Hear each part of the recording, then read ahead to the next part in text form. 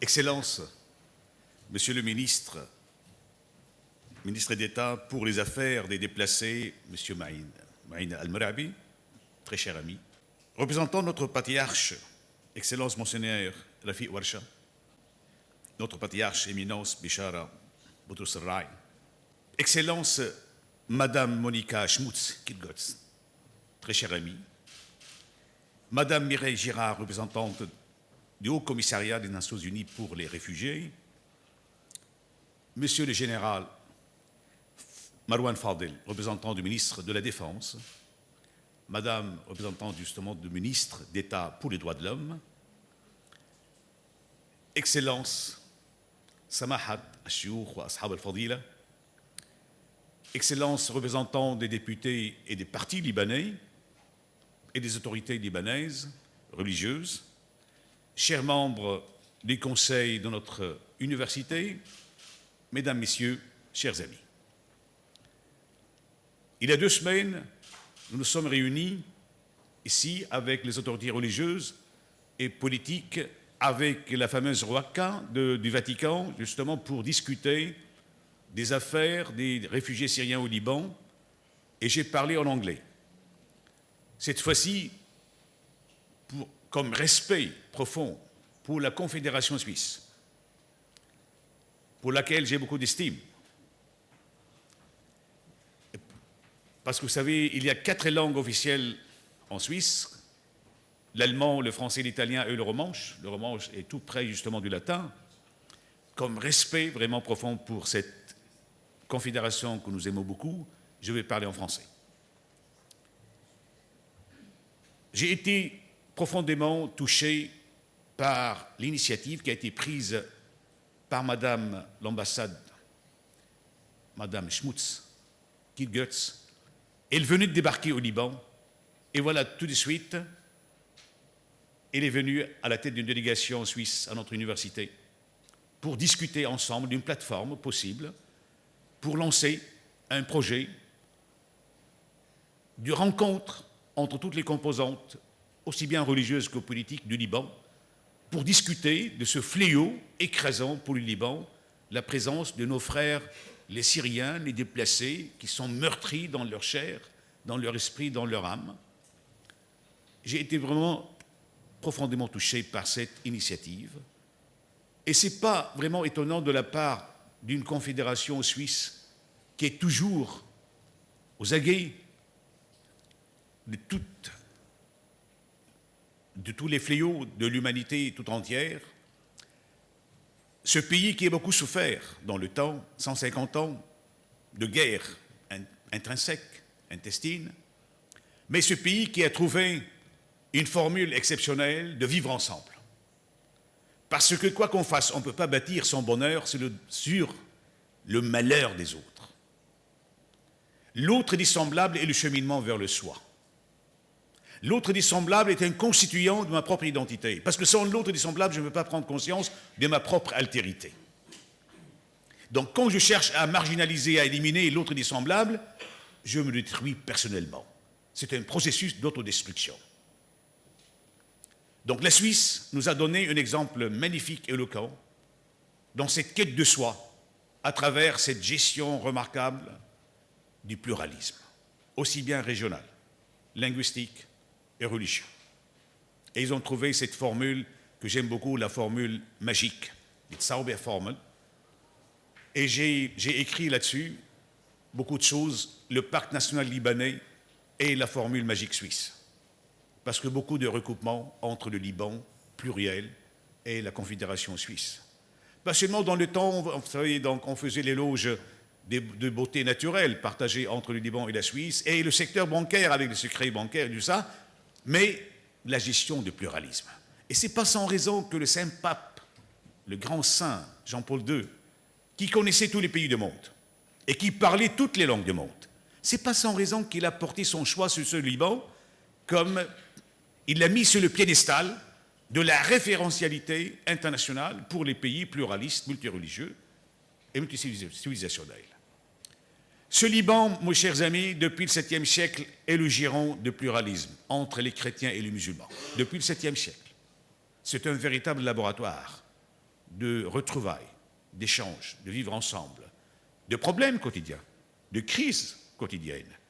Parce que vivre ensemble n'est pas toujours une partie de plaisir, même pour les couples qui vivent dans l'amour, il y a des crises quotidiennes. Alors que serait-ce entre des composantes à mémoire et à ambition parfois opposées. Mes chers amis, je dis à la Confédération suisse, représentée justement hautement par l'ambassadeur, ma profonde gratitude pour cette initiative, parce que ça a permis à des composantes religieuses et politiques du Liban de travailler à huis clos, comme vous venez de dire, avec une équipe hautement professionnelle, comme vous avez eu l'amabilité de le dire, de notre équipe usékienne, l'ambassadeur Hatti, Dr Antoine Sfer et M. Dr Ziad Saïr, et les secrétaires, à huis clos.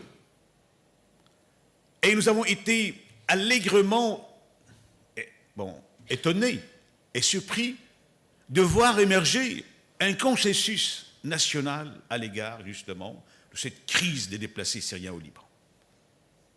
C'est très beau, ça. C'est magnifique. Et là, donc, ça m'a permis de voir jusqu'à quel point les Libanais sont merveilleux et excellents dans la conception des choses vraiment nationales et humaines. Parce que nous sommes un pays meurtri, un pays qui a connu beaucoup d'occupations au fil des siècles et des années. Mais nous avons su toujours renaître de notre centre. C'est le phénix éternel. Et là donc, avec nos frères les Syriens, nous avons la compassion, nous avons la compréhension, la générosité, comme a dit très justement Madame Girard et Madame l'ambassadeur. Nous avons fait d'une générosité édifiante exemplaire en accueillant les déplacés syriens, nos frères dans l'humanité souffrante. Vous savez, un penseur français a dit « Peuple heureux n'a pas d'histoire ». Oui, parce que quand on est heureux, on n'a pas le temps d'écrire. On se complaît dans les moments de joie et de bonheur. Mais là, on se demande à bon escient, est-ce qu'il y a des peuples qui n'ont pas écrit leur histoire? Tous les peuples ont écrit leur histoire. Donc, tous les peuples sont tristes.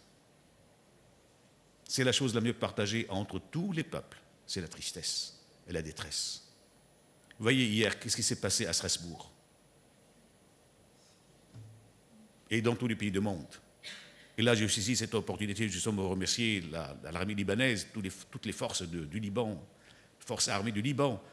Tout absurdement, notre pays est le pays le plus sécurisé au monde. Vous voyez, donc c'est le pays des contradictions les plus prononcées, c'est le pays des miracles. Comment il continue à survivre ce Liban? On n'arrive jamais à répondre à cette question.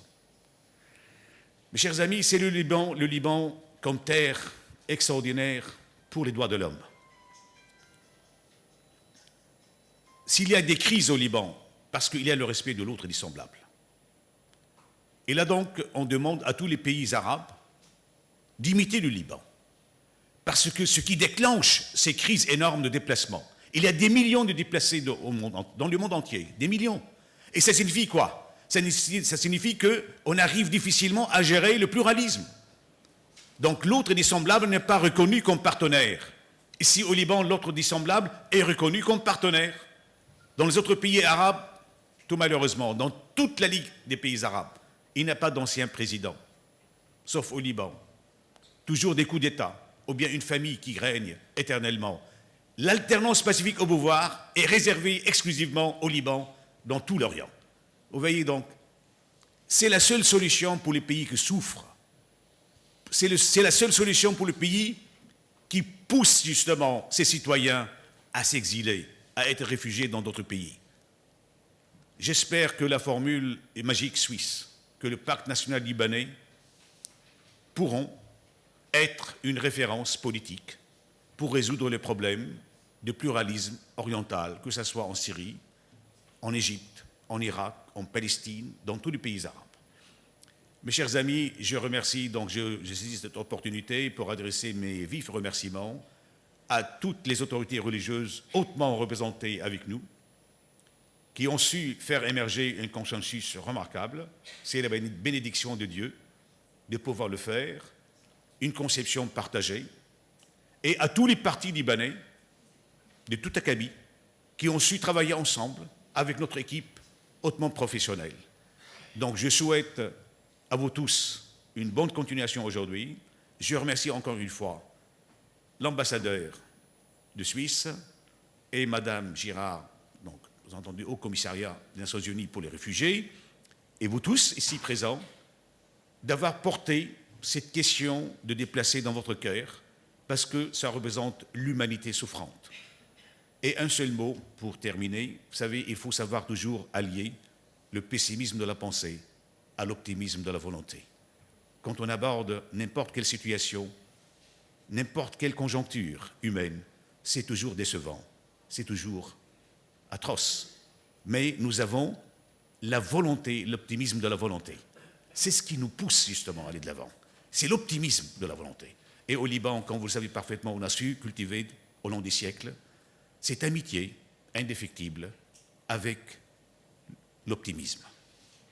On n'a aucune relation privilégiée avec le pessimisme.